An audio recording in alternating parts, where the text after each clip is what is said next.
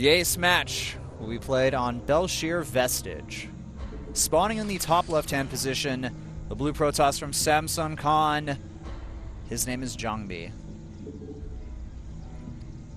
His opponent, the ace player from KT Roaster. His name is Flash, spawning as Red Terran on the right bottom position of the map.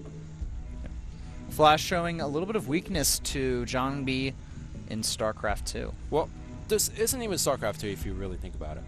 Think about the end of Brood War. In Junior OSL Round of 8, Jangbi defeated Flash after Flash took a first game off from Jangbi. And then in Teaming OSL, he took out Jangbi in a convincing fashion on Gladiator after Flash went for the 5 racks. And near towards the end of Brood War, both players are pretty much neck and neck, with Jangbi getting little more wins than Flash, and in Starcraft 2 he is leading 3-1. So it started from that era where Jangbi started understanding the gameplay really well, and it's now is carried over to Starcraft 2 in PvT. I agree with you. He, Jangbi, when he first kind of came onto the scene, you know, he was doing really good. He got knocked down a few times in the finals. He slumped for a long time, and then he's coming back up. So, S&M, you love to describe Jangbi as a player that has really low lows and really high highs. Yeah.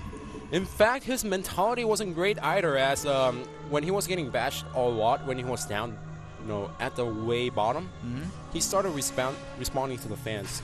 And by fans, I mean haters. The haters. Yes. The haters aren't actually the fans. And which actually caused more controversy around Jangbi. But after that, he overcame that. He started performing better, won back-to-back last 2 Brood War OSLs. All right, now look at this. We have a probe from Jangbi in a position where you're likely the proxy. We're just going to need to wait and see. The cybernetics core is still out of the way, but the pylon going down at the right side of the map. So the real question here is, are we going to see another Stargate tech, or is Jangbi going to just blow our minds and go for like a robotics? Oh, well, he knows how Flash loves to play this game on 2-player map. He doesn't like to scout inside the main base, count how many pylons there are. He focuses on getting that engineering bay at the natural. Didn't he? Was it him or another It was Terran him. player? He lost a game against a Protoss player in the same exact manner. Well. Now this time around, he needs to scout inside the main. Oh, he's not going to do it. Never not mind. Adjusting his play. He loves doing this, and this is going to bite him in the butt. All right, well, we're going to have to see what this SCV plans on doing here. Flash is going to go ahead and get his command center up. We have a Stargate that's on the way here. Reaper about to finish as well for Flash. He's going to be able to use that to do the scouting a bit later on. So at the very minimum, Flash is going to have up to 3 Marines out, possibly more behind the point. And the second engineering bay is being thrown down inside the main base. Well, it's not double because like one of them is kind of building, quote unquote. But he's going to get fast upgrades. But look at this, Reaper going towards the 3 o'clock position. Now Flash knows that the Stargate is over there. Oh, just he sees the chrono. If he actually didn't focus on the Reaper during the point, he would have never saw it. Yeah, he would have never saw the building. All right, so the Oracle is going to come out here, but we are already going to have, actually a probe randomly in here. Turrets go down. There's only a few Marines out, though, so this Oracle will be able to do some damage here. How much damage will it end up doing? He needs to focus on the Marines first, and then the SCV that's building the turret. Actually, there's no Marines over there, but the Marines get a first shot on the Oracle, so all Jangbi can do is pick away on the SCVs one by one. Nice. Up to 5 kills has been done from one single Oracle. The Reaper's going to run away there. Second Oracle also out on the way, but this time around, he's going to have enough time to get the turret down inside the main base. Yeah, the turrets are going to be down. That's going to do a lot of... That's going to be a great way to deal with the Oracles here. Stalker in front, trying to be aggressive. Also trying to draw out the Marines outside of the main base so that the Oracles can do a maximum damage inside the main base. Taking a bit of hull damage there. Jangbi needs to be very careful. Is he going to go for a third Oracle? That's the real question here. I don't think he's going to come in more to it after seeing the number of Marines that his opponent has made. Ooh, this Oracle's got to be careful. Oh, the Oracle goes down. The Stalker micro. Almost enough, but the bunker finishes now. It's 5 Marines. He had 2 Oracles. I'm not sure why he only sent out 1. Yeah, that's actually a really good point you bring up. Yeah. I mean, it's not like he was trying to harass inside the main base and the natural at the same time, because the turrets are over there. And the second Oracle, yes, it might I'm pretty sure it might happen out of energy. That's the only explanation for not bringing the second Oracle. Gotta be into careful with attack. the Oracle. There's another turret near the ramp there. Marines have moved out. But There's no turret at the natural, which means that he could pick up 1 or 2 SCVs, but no, he is not going to risk it. Yeah. That other turret is in a great position as well. Maybe he can grab a straggler Marine. He can kill these with micro, but nope. Taking too much hull damage there. He's going to have to get out of there with that. Well, he's not Oracle. going to get out of there because the turret is in position, and this time around, Jangbi's build is not going to work out. No.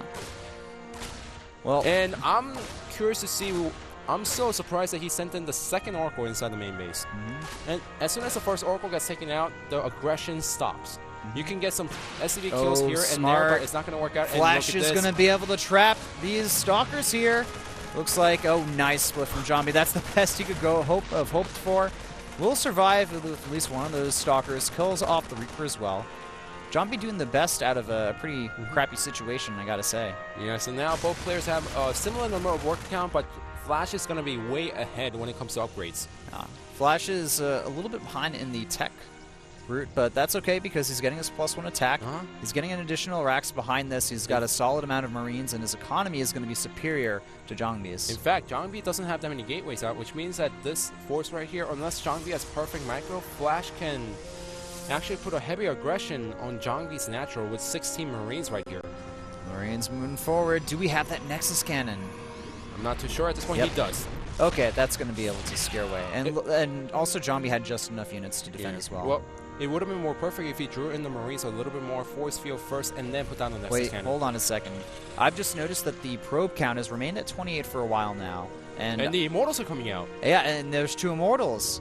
I think we're going to be seeing a 2-base ult. And from Jangbi, it's possible. He's moving across the map. Flash has got to think that something is up now after seeing 2 Immortals. Yeah, and moving down the map, he needs to start building a lot of bunkers. Yeah, there he goes. There we go. Flash exactly knows what's happening. But the bunkers are still being made, which means that Jangbi, if he attacks right now, he can hit a perfect timing against Flash. It's all or nothing here for Jangbi. He has to make this work. Force fields. SCV's being pulled off the middle line. The Immortals kill off one of the bunkers. The positioning of the Marines is solid, but force fields going down here, and they're going to prevent the SCVs from repairing. The bunker getting very low on health. It's going to end up going down, but there's other bunkers here to repair as well. Warpin needs to get there as soon as possible. That's an infinite force field that he has. Needs to take out the second bunker. Only a few SPs gets down, and the bunker gets taken out. Not that many Marines by Flash either. Oh, there's only a few Marines left. Can Jangbi break Flash here? He's moving back for a second now. He needs to wait for a second round of Warpin because his opponent doesn't have a bunker, so he needs to wait a little bit more. As long as he has a few force fields left, he can be okay here at the command center. Force to be lifted as well, and he's going to go for it. He doesn't have any force fields, which means that he needs to kite as long as possible while warping in more Zealots. Looks like time is on Jangbi's side here. There's no way that bunkers can be constructed, but the medevacs have come out now. This is going to change everything. The Immortals out of position. No stim yet. We need to see excellent micro. And the stim and combat chance is about to finish. Flash, will he be able to hold here? It's going to be so close between both players. If the stim finishes, that's going to end it. Well, he's warping at the back, expecting the Stalker to go down, and the Immortal is out of position, so he did kill a lot of SCVs, but the medevacs are out, which means that he could go for a counter-attack and try to finish the game, but he did kill a lot of SCVs. 28 probes to 12 SCVs, so now Flash is in position to go for a counter-attack and finish off his opponent. The stim is finished here. The Stalkers will eventually fall. He's got to try focusing down as much units as possible. 28 probes, the 14 SCVs. Now it's Jangbi's turn to just defend. He has to defend here. The supply is neck and neck. The problem is the army composition is going to be very, very difficult, if not impossible, for Jangbi to deal with. He doesn't have any AoE to deal with the constant healing effects from the medevacs. It's difficult, but he needs to make it work. That's the problem. No Mothership Core inside the main base. That's only 2 Zealots and 1 Sentry, so he needs to pull the probes away inside the main base. He's going to have to use the probes, the Zealots, and the Sentries here. The Immortal comes out just in time to scare away the medevac, but this is a double-pronged attack as Flash has some Marauders and Marines at the natural, but Jangbi, smartly, he's already warping in some Zealots. Here's the issue for Jangbi. He can't deal with double-pronged attacks sufficiently here. He's going to end up losing a few units here and there. Oh, excellent force field, though. That's going to trap. Well, nope. The merry-go-around once again by Flash as he saves a Marine and the Marauders. And this time around, Jangbi deflected the attack very well, but he needs to watch the medevac inside the main base. He scouts it. All right, the Zealot, Sentry, and Immortal going to do a good job here. Excellent force field. Flash backing up now. It looks like this crucial point where Jangbi needed to defend. He was able to defend. It's 24 SCVs, the 26 probes. It's still, you know what, I think this game is pretty much even at this point because the mules are out.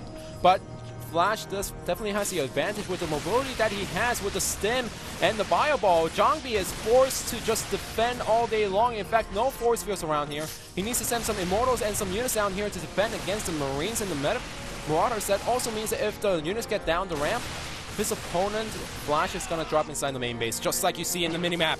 There's a few units there to defend, but I'm not sure if that's enough units to defend here. It looks like Flash is deciding to back off for now.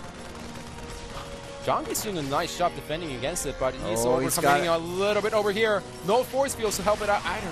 Oh, one of the Immortals have been sniped off. The second one could end up falling as well. Flash showing some stellar micro here. Going after the Immortal. It's going to fall. That was the answer. GG! Flash! I'm not too sure if pushing down with the two Immortals right there was the answer because you know Flash has fantastic bio micro, and there was no force field to block Flash from microing the Spire army.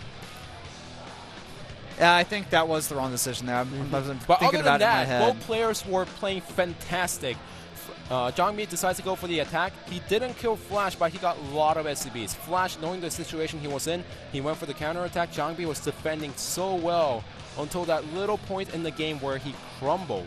I feel like if Jangbi focused just a little bit more on the Marines instead of the SCVs when Flash was trying to chase him out of his base, there wouldn't have been that critical mass of Marines to push back the rest of Flash's forces. Yeah, well, the Marines are, placed in the back, so it was hard for him to go for. Yeah, it was very hard. So his focal point was to just go for the SCVs, and if the attack didn't work, he was going to deal a critical amount of economic damage against Flash.